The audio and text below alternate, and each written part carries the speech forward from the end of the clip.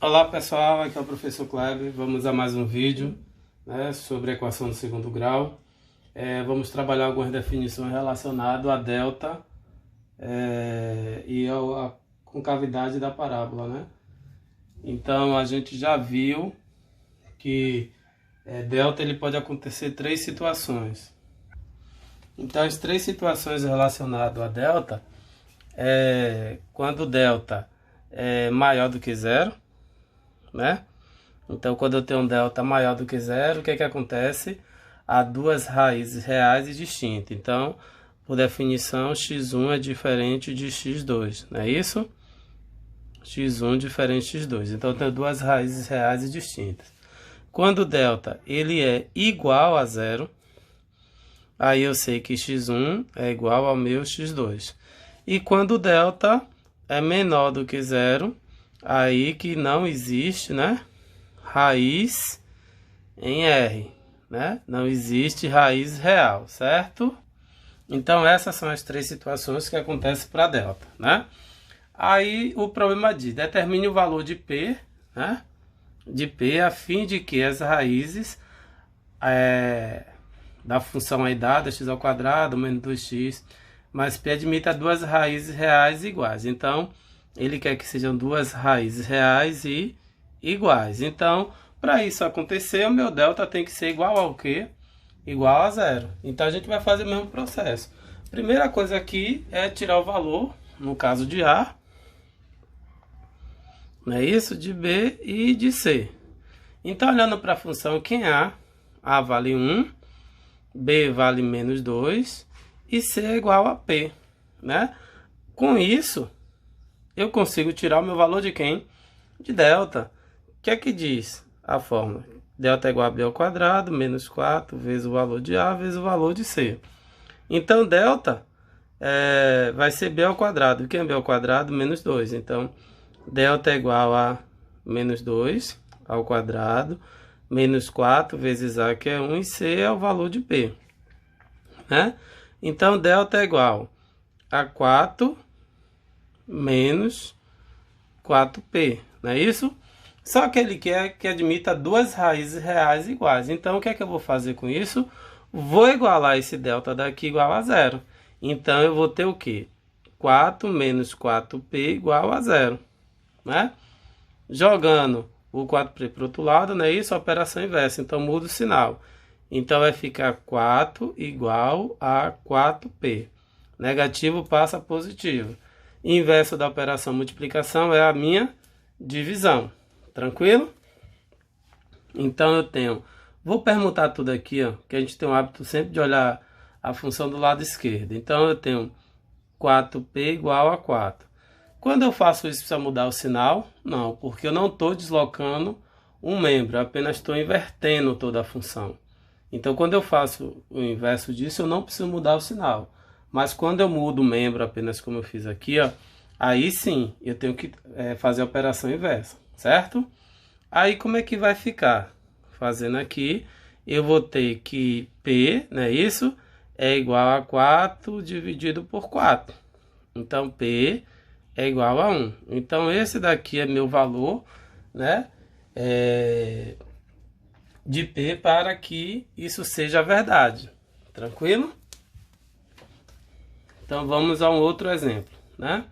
Esse exemplo aqui eu acho um pouco mais tranquilo de ser feito, né? Mas a gente tem que prestar atenção, né? Como tudo na vida. Uma das raízes da equação, né? Aí ele dá a equação 2x ao quadrado mais mx menos 3 igual a 0 é igual a menos 3. Qual o valor de m? Então, se ele está me dizendo que uma das raízes da equação, ou também chamado de zero da função, ele está me dizendo que toda vez que eu trocar esse valor aqui, né? Esse valor aqui é um valor de x1, não é isso? Uma das raízes. Então, um dos meus x1 é igual a 3. Nessa interpretação, se é uma das raízes, x1 ou x2, não importa, né? Eu tenho que entender que isso daqui é o valor da raiz.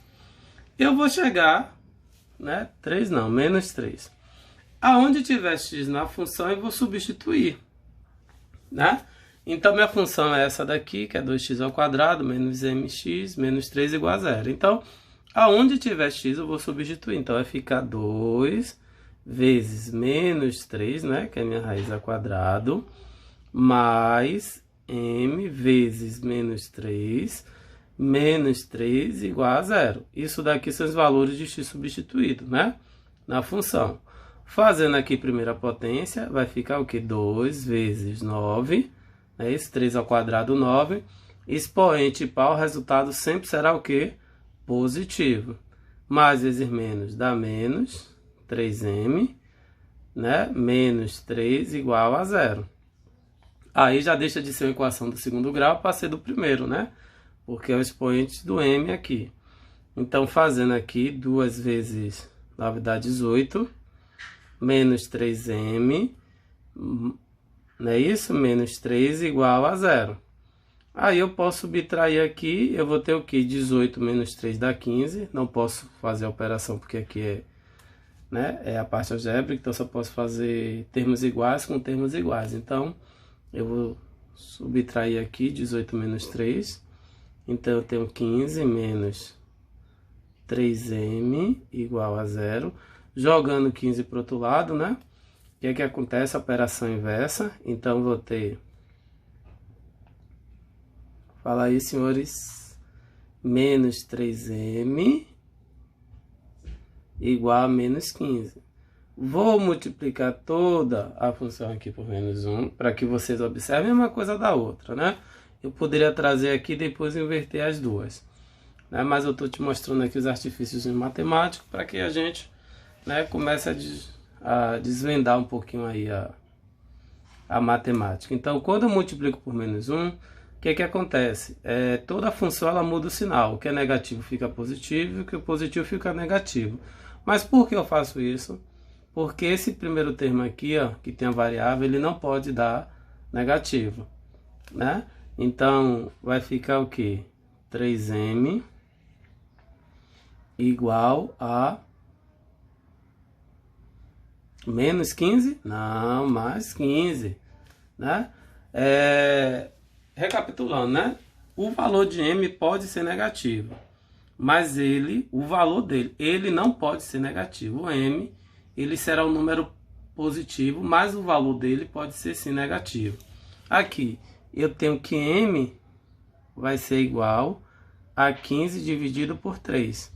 Então, m é igual a 5, né? Esse é o valor aqui de m. Tranquilo?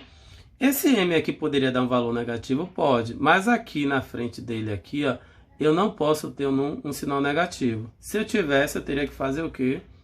Jogo de multiplicar toda a expressão por menos 1. Por isso que eu faço isso antes, né, do resultado. Tranquilo? Com isso aí, senhores, encerramos nosso exercício de hoje e até a próxima. Tchau, tchau.